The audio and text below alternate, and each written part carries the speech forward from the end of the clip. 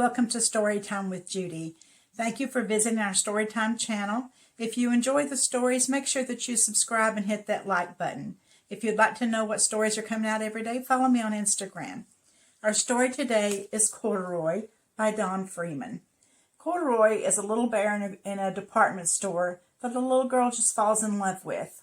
Let's see how it turns out. See you soon. The store was always filled with shoppers buying all sorts of things, but no one ever seemed to want a small bear in green overalls. Then one morning a little girl stopped and looked straight into Corduroy's bright eyes. "Oh, Mommy," she said, "look, there's the very bear I've always wanted." "Not today, dear," her mother sighed. "I've spent too much already.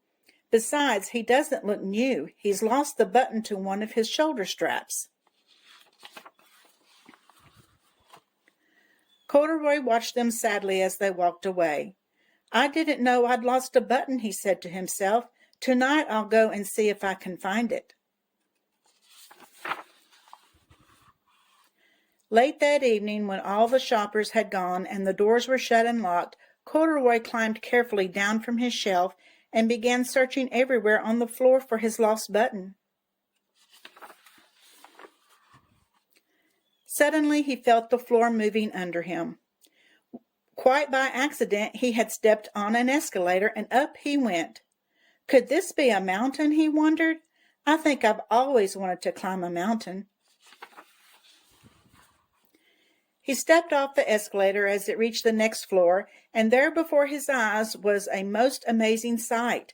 Tables, chairs, and lamps and sofas, and rows of beds. "This must be a palace," Corduroy gasped. "I guess I've always wanted to live in a palace." He wandered around admiring the furniture. "This must be a bed," he said. "I've always wanted to sleep in a bed," and up he crawled onto a large, thick mattress. All at once he saw something small and round. "Why, here's my button," he cried, and he tried to pick it up. But like all the other buttons on the mattress, it was tied down tight. He yanked and pulled with both paws until pop!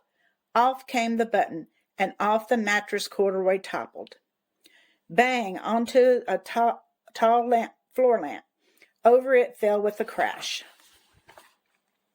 Corduroy didn't know it, but there was someone else awake in the store.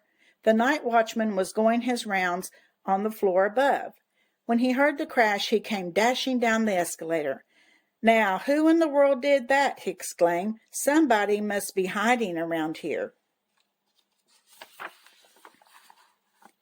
He flashed his light under and over the sofas and beds until he came to the biggest bed of all, and there he saw two fuzzy brown ears sticking up from under the cover.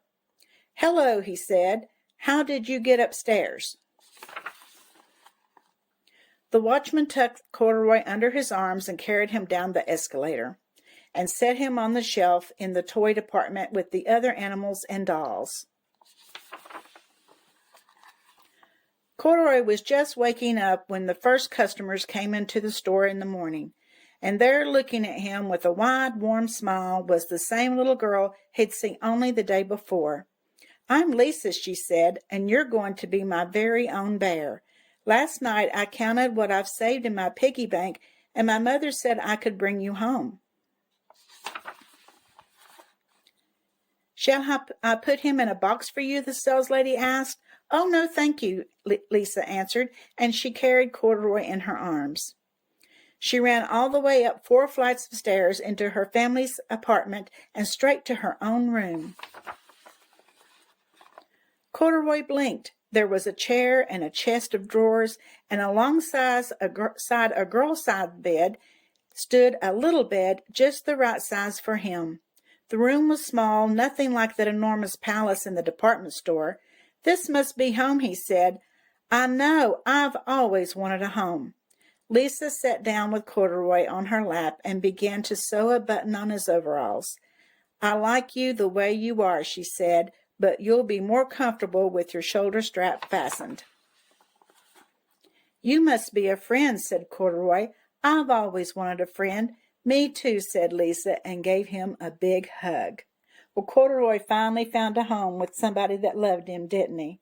I hope that you've enjoyed the story, and I'll see you again tomorrow.